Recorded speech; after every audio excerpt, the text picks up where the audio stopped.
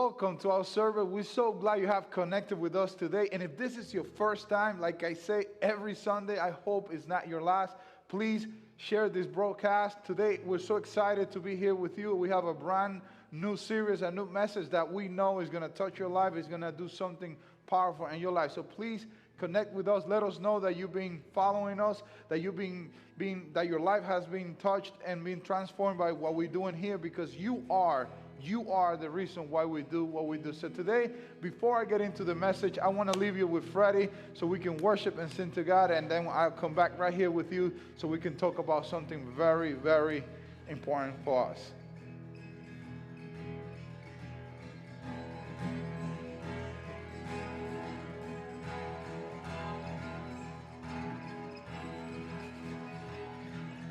Who am I that you are mindful of me?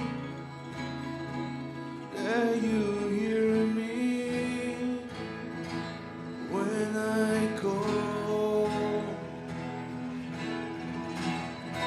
Is it true that you are thinking of me? How you love me? It's amazing. I am a friend of God. I am a friend of God. I am a friend of God. He calls me friend. I am a friend of God. I am a friend of God. I am a friend of God. He calls me friend.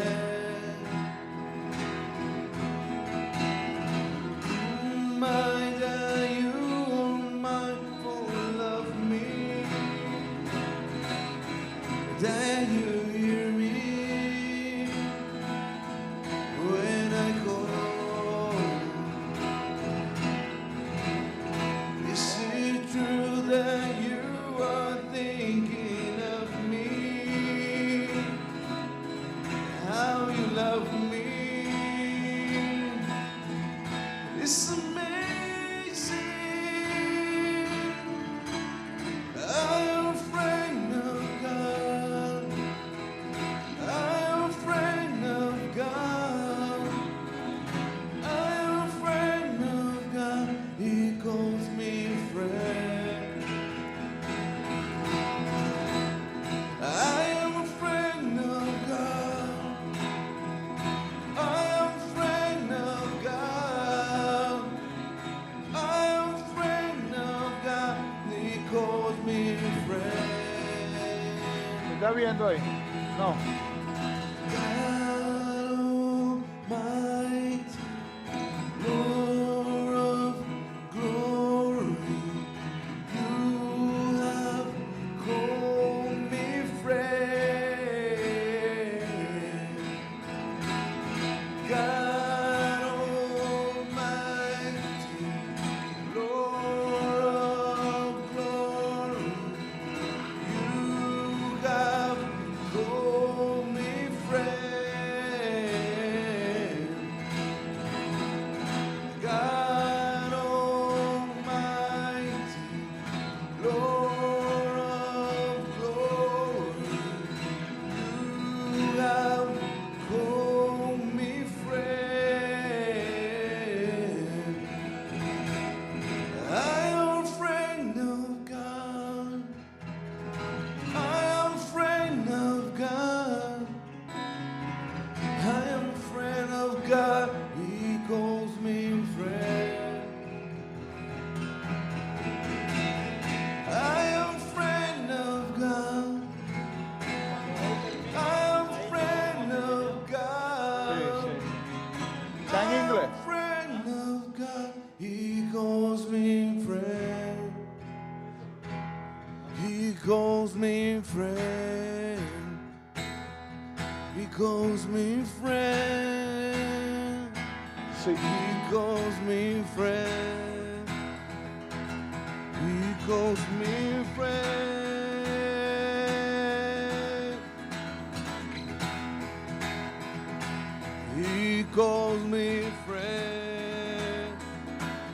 He calls me friend.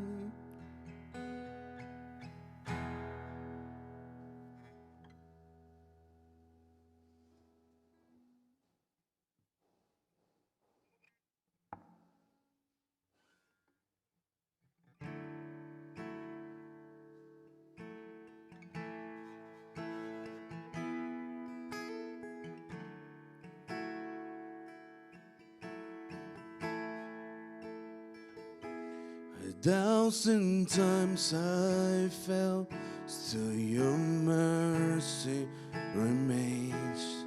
Should I stumble again, till I'm caught in your grace everlasting, your light will shine when all else fades, never ending. Your glory goes beyond all fame.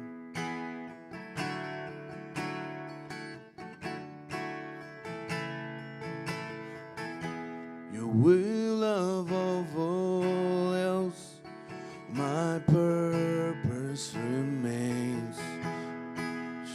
Should I the art of losing myself in bringing you praise everlasting, your light will shine when all else fades, never ending. Your glory goes beyond all fame. Yeah, my heart and my soul, Lord, I give you control. Consume me from the inside out, Lord. Let justice embrace become my embrace, to love you from the inside out. Everlasting, your light will shine when all else fades, never ending. Your glory goes beyond all fame, and the cry of my heart is to bring you praise from the inside out of my soul. Cries out from the inside out, my soul cries out.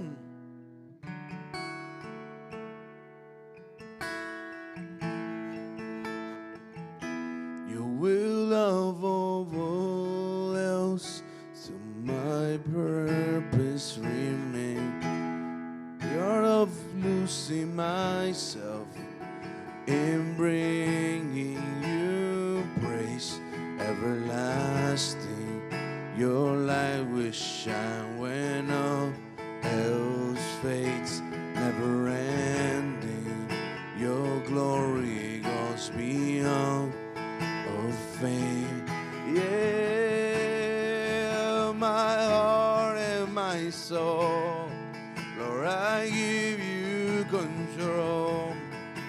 Consume me from the inside out, Lord. Let justice embrace become my embrace, to love you from the inside out. Everlasting, your light will shine when all else fades, never ending. Your glory goes beyond all fame, and the cry of my heart is to bring you praise from the inside out of my soul. Cries out from the inside out, my soul cries out from the inside out of my soul. Cries out in everlasting. Your light will shine when all else fades. waits, never ending. Your glory goes beyond all fate and everlasting. Your light will shine when all else fades, never ending. Your glory goes beyond all fame.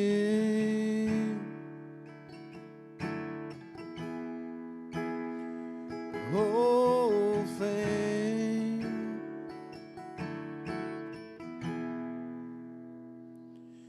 And the cry of my heart is to bring you praise from the inside out. My soul cries out from the inside out. My soul cries out.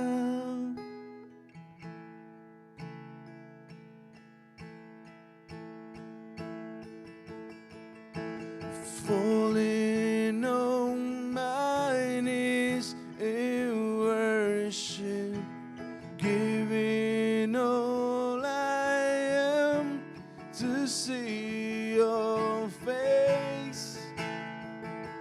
Lord, all I am is yours.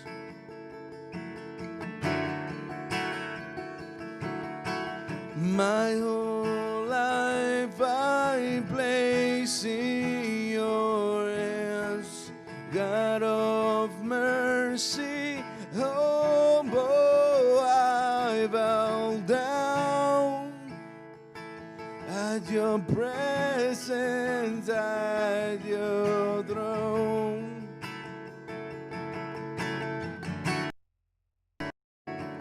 And I called, you answered, and you came to my rescue, and I wanna be where you are.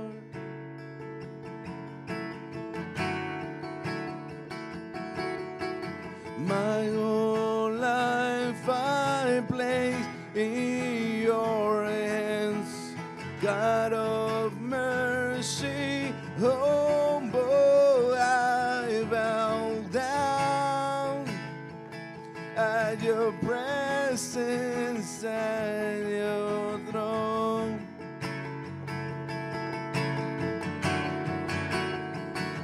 And I call, you answer,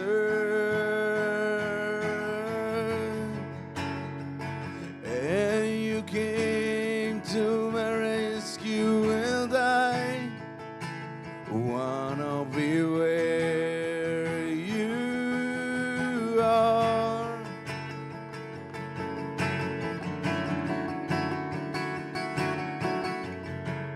My life be lifted high, and my world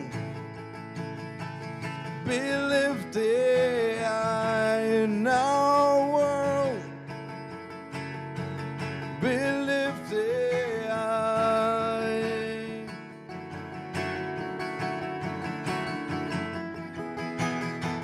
In my life be lifted high, in our world be lifted high, in our life be lifted high.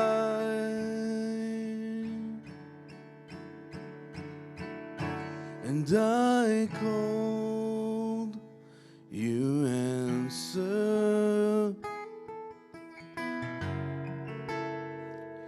and you came to my rescue, and I wanna be where you are.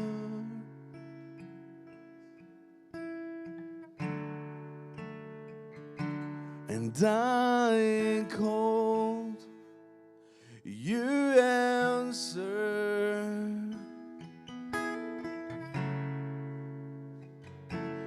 and you came to my rescue, and I wanna be where you are.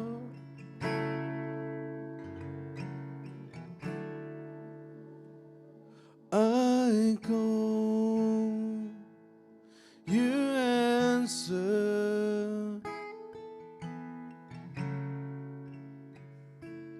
and you came to my rescue, and I wanna be where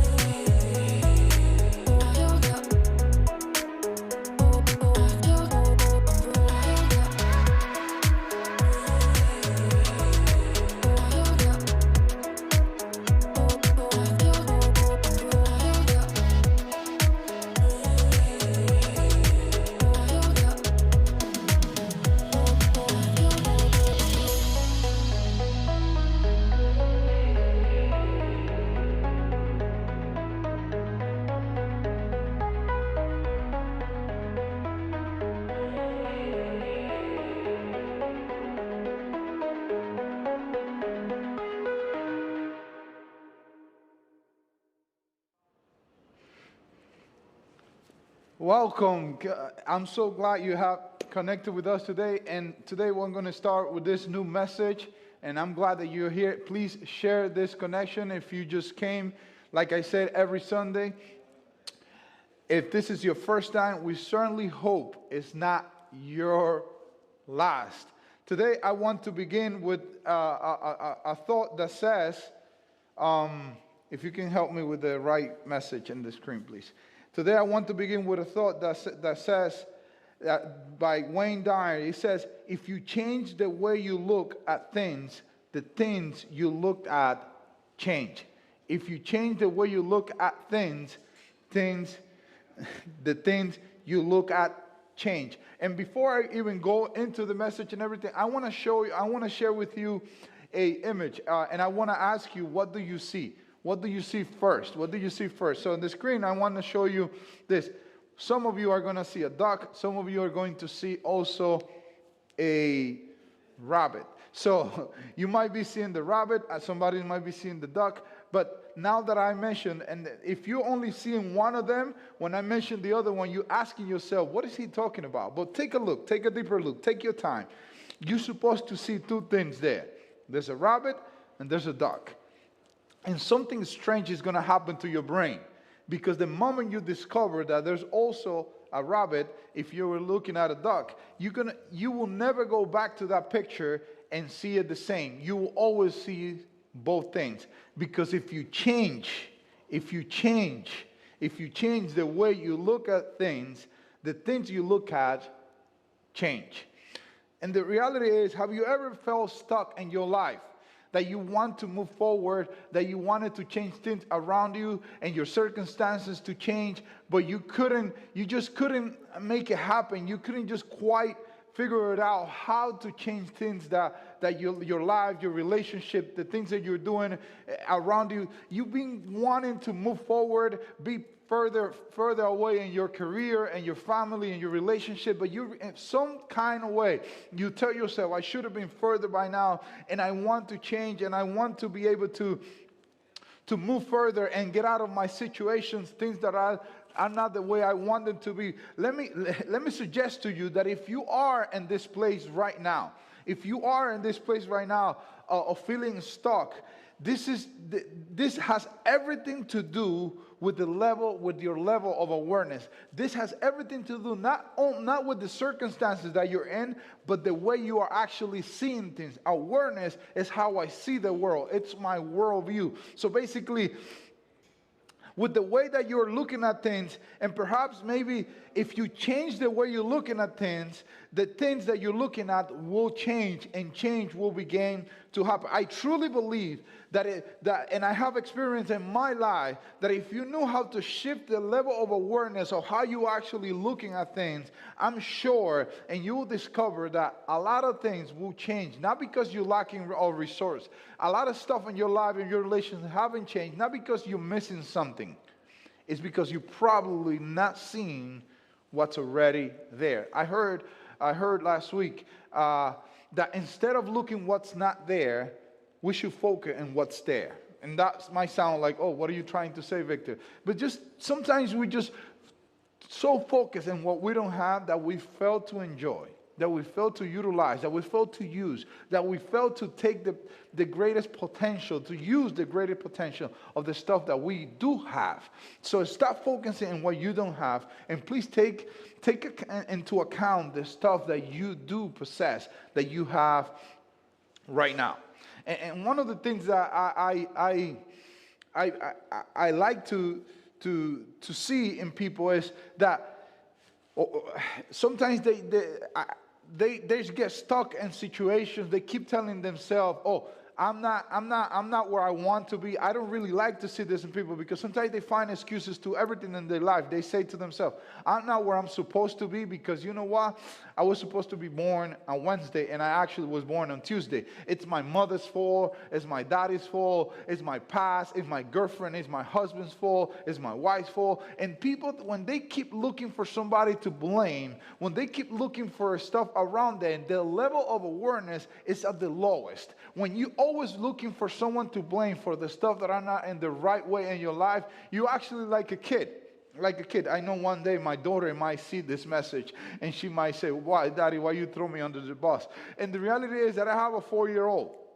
And I've been teaching her that every time she gets upset, every time she gets mad, she keeps telling us, "Oh, I'm mad because of you. You made me mad. I did this because of you." And I tell her, "Listen, you got mad. It's your responsibility. Your emotions are yours. You're the one that needs to manage the tensions with your emotions and actually choose how you're going to respond." Because you know what? If you don't correct that level of awareness, if you think that everything that you do is because somebody else did something to you, you actually at the lowest level. At the lowest level, you letting the outside control what happens in the inside. So if you want to change your world, I'm going to talk for the next couple of minutes about changing the level of awareness, how you can change, according to the scriptures, how changing your mind, changing how you see your world, how you see your circumstances can take you from a point of failure to your greatest success, from a point of lack to a point of abundance. And also changing how you actually see things can take you from a point of abundance back down to a point of lackness, to a point where you're lacking everything. There's a story, a famous story in the scripture. Luke captures it and brings it to us. Luke was a doctor that collected a lot of the writings and a lot of the testimonies of the stories of Jesus, the accounts of Jesus and the gospel, and he put it together for people like you and me, the Gentiles of that time. And there's one story in chapter 15, and this story speaks about Jesus is he's speaking in that moment to about, I believe, 3 different groups of people. Some of them were religious, some of them were really very far from being religious, some of them were supposed to know God, some of them didn't really know nothing about God, and everyone in that crowd had a different perception or God, what God was like, or what the Father was like. So Jesus wanted to give them a perception, an example of how God was actually seeing them, and how God is, and perhaps He might change the way they are actually seeing their Heavenly Father. And then He brings some story to talk about the love of the Father, the important, but He brings a story that I would like you to pay attention to this story, because you probably heard it, and it's called the prodigal son. And Jesus said to try to picture God in a different way to them, because one thing that I learned a couple of months ago is that everybody has a picture of what they think God is like. Not necessarily the right picture, but we all somehow have a perception. Some of us think God is an old guy with white beard waiting for us to make a mistake so He can strike us down and make us pay. Some of us just see Him as a father. Some of us feel Him as someone who they should stay away because they're unclean. Everyone has a picture of God. But in this story, Jesus pictured the Father, and it speaks about this story, and He brings it into context, making an example with a earthly father. And He said in this story in verse 11, He says like this. Jesus continued and said, there was a man who had two sons. And then he goes and said, the younger one said to his father, give me my share of the estate. So he divided his property between them. And not long ago, it says, not long ago after that, the younger son got together all he had, set off for a distant country, and there squandered his wealth in wild living. Before I go into the wild living part, I just want to let you know that in those times, it was okay for a son to come up to their father and tell him, you know what, I want the share of the estate that it belongs to me. It was okay not to wait for the father to die. They could inherit the inheritance and even while the parents were alive. So basically, he wasn't doing something that it wasn't permitted. He was doing something that it was all his right to do. But the problem with this is that what the message that this brought to the father was that I don't care about whether you're alive or dead. I want my money now, and I want everything that is mine. I want it now. And in other words, he was hurting. He was actually insulting the father by asking him before he died for his inheritance. So, and technically sometimes, and I want you to see, sometimes we are so focused in getting to do what we want that we tend to not perceive how we're hurting the people that are around us just by getting our way. Every time that you try to get your way, you might hurt somebody, and every time you try to get it your way, you end up losing the way, or the right way to do things, because you keep insisting and doing the things you want without realizing, without seeing and perceiving, without actually coming into your senses and seeing that sometimes just by getting what I want, I'm hurting those that I love. So this son, the younger son, just said, give me what is mine. I don't care how you're feeling. I don't care what this means to you. I just want to do my thing. And sometimes that's how we are in the level of our awareness. We just want to get what we want, but we don't really care how we hurt people in the way, how we hurt people while we're doing it. And that is sometimes where you find yourself. We become like a kid that just wanted their way, no matter how the parents feel. I just want the toy. I want the toy. I want the toy, and I want it now. But it's 3 a.m. No, I want to play now. I want to play now. I want what I want now. Without knowing that somebody else might be suffering, somebody else might be hurting. Isn't that probably what happened in one of your relationships? That you end up and you got what you wanted, but right now, everyone around you is hurt because you just lost it. You wanted it your way. And then while you were getting it your way, you have lost your way. You lost it. And people around you are hurting because of what you decided to do. So in this story, this young kid, this young son said, give me what is mine. And the father gave it to him, and he left, not even knowing that his father was hurt. Because sometimes what we want what we want makes us blind to how much we're hurting those around us by just getting our way. And Jesus continued, and he said that after he gathered all together, he lost his way. He started just wasting things. And one of the things that we say when people are actually living this type of life is that they're thinking that their wealth, that their situation, their resources are never going to run out. They think today is today, tomorrow is not connected, today is not connected to tomorrow. Today I have, let's just eat it all, let's just have it all, let's just buy it, let's just lease it, let's just spend it, let's just swipe the car, let's just do whatever we want, let's just go into this relationship, let's break this relationship, let's go into another relationship, and then just living in the wild life. They're just living a wild life. But they don't know, they fail to realize, they fail to see that today is actually connected to tomorrow.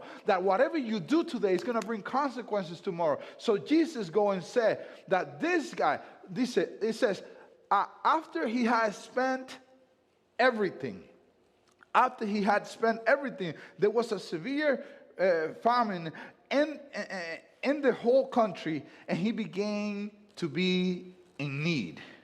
He began to be in need. You know why?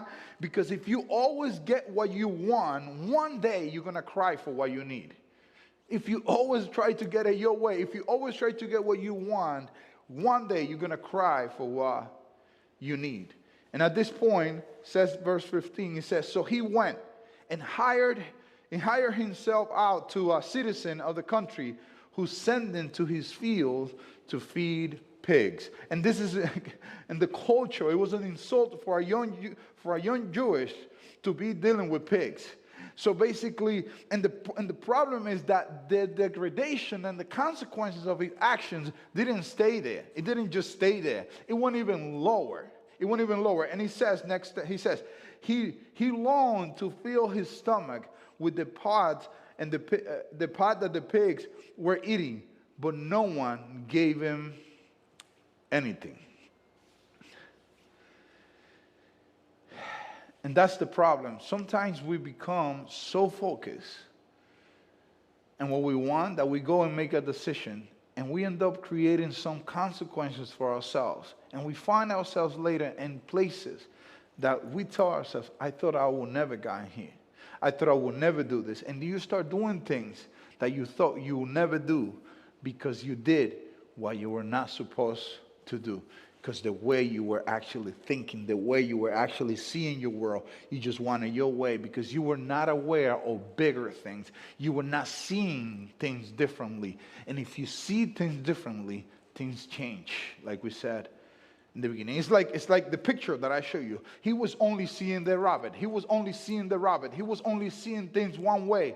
He didn't see the other way. He didn't see the duck. He was only seeing the rabbit that I showed you in the beginning. And his life was all around the things he wanted. But now he's in a situation, his mindset, his decisions brought him to a point now that he's totally in the need. He's totally wishing he would eat the pig's food. And he's wishing to do something that he never imagined himself. So this circumstance brought him down to his knees. But there's something crazy, incredible that happened. And the verse 17 says, when he came to his senses, another version says, when he came to himself, when he started thinking, when he started seeing things differently, when he went back to his experience to see the world that he had just left behind. He said, when he came to his senses, he said, how many of my father's hired servants have food to spare, and here I am starving to death? And then he goes, his mind is changing. The way he sees the world is changing for him. His level of awareness is changing. He's realizing, he's looking around and seeing some pigs. He's looking around and seeing mud. He's looking around and only feeling hungry and seeing pigs. And he said, this is nothing like my room. This is nothing like the house that I left behind. What was I thinking? In other words, not what were you thinking, what were you seeing? Because how you see is how you treat. How you perceive the world is how it informs your decisions. And the awareness, the level of awareness that you operate, the way you see it, your worldview informs your decisions. And if you make decisions, it will create some You will take some actions, and those actions are going to harvest, are going to bring some results. So then he said, when he came to his senses, he said, how many of my father's hired servants have food to spare, and I'm here starving to death? And he says something in verse 18, he says, I will set out and go back to my father and say to him, Father, I have sinned against heaven and against you. Meaning, I realize now, I see the world different now. I grew a little bit. I'm a little bit more mature. Now I'm seeing things in another angle. Now I know that the world is not only about what I want, but it's also about taking care of those around me, about their needs, about their feelings, about what they want. Because that's something that we've lost sometimes. We are so focused on what we want that we forget that we're here to love others as God has, through Jesus, has loved us. So he said, I have sinned against heaven and I have sinned against you. And he goes, in 19, he said, I am no longer worthy to be called your son. Make me, because I know that I'm your son, but my decisions has brought me to this point. So please, at least make me like one of your hired servants. So he got up and went to his father. And this is an important part that I want you to pay attention. If you change your level of awareness, if you change how you see the world, if you change how you perceive things, if you pay close attention to what you have there where you are, you might take some different actions. You might change the way you do things. And things doesn't necessarily have to change. The only thing that has to change first is how you see that situation. In other words, you might be wanting to get out of your marriage. You might be wanting to get out of that relationship that you call toxic because this relationship is no good. And you be blaming the other person because things are not the way you want. But probably it's not about them changing. It's about you changing the way you see them, because they were always there. They've always been there. It might be the way that you actually seeing things that has been informing your decisions and it been affecting how you act and your behavior. And then he got up because he just became aware of his situation. And he got up and left. And the next part says, but while he was still a long way off, his father saw him and was filled with compassion for him. He ran to his son, threw his arms around him and kissed him. And he goes, and verse 21 says, the son said to him, Father, I have sinned against heaven and I've sinned against you. I am no longer worthy to be called your son. Verse 22 says, but the father said to his servant, quick, bring the best robe and put it on him. Put a ring on his finger and sandals on his feet. And verse 23 says, bring the fatted calf and kill it. Let's have a feast and celebrate. And verse 24 says, for this son of mine was dead and is alive again. He was lost and is found. So they began to celebrate. And I want to go back to that verse. I want to go back to that verse where the father speaks and said, for this son of mine was dead and is alive again. He was lost and is found. Remember who is talking here. This is Jesus talking. And then listen to this. For God, the way you see things, the level of awareness is a matter of life and death. The son wasn't dead physically, but because of how he was seeing his world, how he was perceiving his surrounding, how he was, the level of awareness of how his mindset was, for the Father, for God, the way you see things either make you to be alive or make you to consider you dead. The way you actually think can kill a relationship or can actually bring life to it. Oh, I'm going to say that again. I'm going to say that again. The way you see a relationship, the way you see things can actually kill something or bring life to it. So for Jesus, he said, the Father, Jesus is saying that the Father said in his word, he's quoting the Father, he said, the Father said, my son was dead and now he's alive. And the other thing that you might even, we're more familiar with this. And he said, he was lost and is found.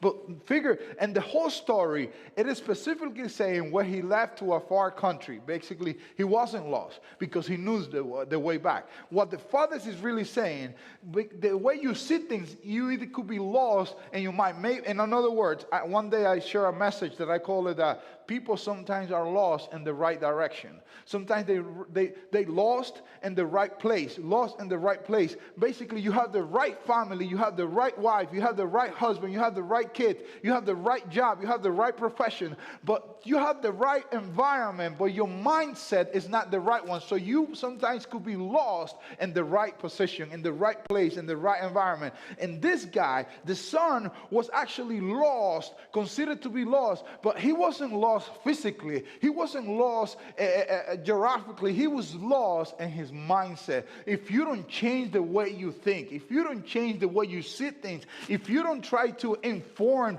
your worldview in a different way, you might be lost in the right place. You might be killing a relationship that you're supposed to bring life to it. Be careful. Just become aware right now of your surroundings. Stop blaming others for your mistake. Stop blaming others. Stop blaming life, God, for what you don't have. Think about what you have. Don't stop blaming what is not there. Take a close look at what's there already where you are. For this story here brings so much, it's so loaded with this life-changing principles that says that sometimes you could be in the right place, but you don't have the right mindset. You could be in the right relationship, but you don't have the right thinking. And that can be problematic. That could be very dangerous. You could have the right family, but you're not seeing them right because you're just not aware of how valuable and how precious the things that you have are. And the father said, this son was lost and is found. So they began to celebrate. Could it be that you are lacking of celebration in your life? That all you're going through is pain, suffering, hurt? It might not be your circumstances. It might not be your bank account. It might not be the job you have. It might not be the relationship you're in. It might be the level of awareness that you're in. It might be the way that you see in things. Remember what I said in the beginning. If you change the way you see things, the things you look at will change. If you change the way you see them, the angle, if you try just to say, you know what, let me just visit this relationship again. Let me see if it's actually me that is actually making this toxic and it's not them. If you change the way you see things, the things you look at change. If you take a deeper look, you might see the rabbit and stop seeing the duck, or vice versa. If you change. If this boy would have only thought about himself, about his hunger, his homesickness, if you only focus on what was wrong and he started and just basically complaining for his situation, his loneliness, he would have died in despair. He would have died of sadness. But in his pain, he changed his level of awareness. And his pain of his circumstances helped him to see his father in a new way. His level, and maybe this is my hope for you today, that your suffering, your pain, whatever you're going through right now, that you can use that to make you see God in a different way, to make you think about God, that God is actually waiting for you, welcoming you, that it's not God who changed, it was you that changed the way you saw him. It was you. And I understand, because maybe I'm just sounding a little bit judgmental, but I know you probably were hurt when you were little. You went to church a long time ago, and when you actually went to church, church hurt you, and then now you think that it was God that had did it to you, that you no longer want nothing to do with the name of God or with the name of Jesus. But maybe it wasn't God. Maybe it's that your way of seeing God changed, and maybe you should do like this young boy says. He came to his senses, and he said, I'm going to get up. I'm going to go to my Father. I'm going to take an action. I'm going to say, you know what? I messed up. It was me. And then by changing the way he sees, by changing the way that he was seeing the Father, the quality of his life changed in a different way. And he brought in hope. And his father was better than what he thought. His father was ready to forgive him. His father was ready to welcome him home. His father was ready to restore him. What Jesus is saying, if you change the way you see God, if you change the way you look at God, maybe God has more for you than what you can imagine. Maybe God has more for you than what you can receive. Maybe that's your situation right now. And Jesus is telling us today through this story, if you raise your level of perception, of awareness, if you raise your level of awareness, if you try to give him a different look, a different try, if you try just to think about that he has been good to you, even when you think he hasn't, and you come back to him, he can change everything around you. And I ask you, how are you seeing your Father, your Heavenly Father? Are you seeing him like someone that actually wants to reject you? Because Jesus is picturing, he's showing us another picture here. That the Father knows what you're going through, and he's just waiting for you to change your mind. Not to change yourself, just to change your mind. Because he will take care of the clothes, he will take care of the hunger, he will take care of the money, he will take care of everything else. He's just waiting for you to change the way you see him. And if you change the way you see him, he will change the way you look. Because when you change the way you see things, the things you look at change. How are you seeing your Father? Because how you see people is how you treat people. How you see God is how you're going to treat, is how you're going to approach God. How you see people, how you see others is how you treat others. How you see God is how you're going to treat God. I remember reading about one ex-president of the United States, in his desk, he had a saying that will go this way. It will say, God, how big is your sea and how small is my boat?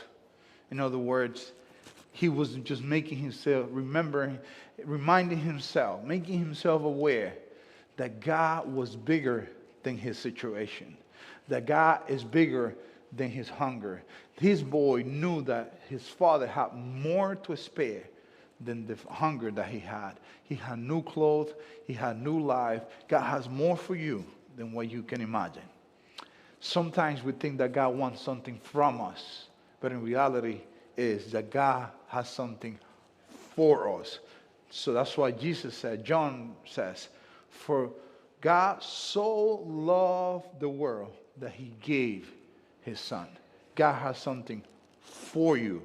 He doesn't want something from you. The only thing that he expects is that you change your thinking, that you raise your level of awareness, and if you change the way you see him, things are going to change for you. And if you notice, at the end of the story, if you take a look at this story, the only thing that kept changing on this story was the way that the young boy was seeing life and was seeing people and was seeing others.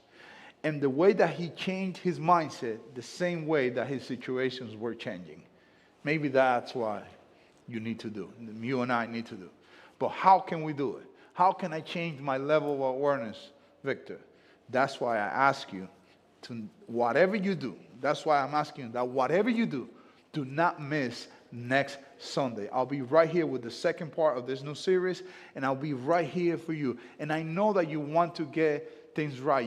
Everybody wants to do the right things in life. Here at El Camino, we just want to help. And I want to ask you, if you want to take a small step today towards your faith and your journey in Jesus, we're here to help. So, and just whatever you want to do, let us know. Let's connect with us. Fill one of the forms online. Go to our website, elcaminoq.org. Let us know. Send a text. Do something. Send a comment. We want to hear from you, and we want to help you move further and go further and raise your level of awareness. So I'll see you here next week, right here at El Camino. Have a great week.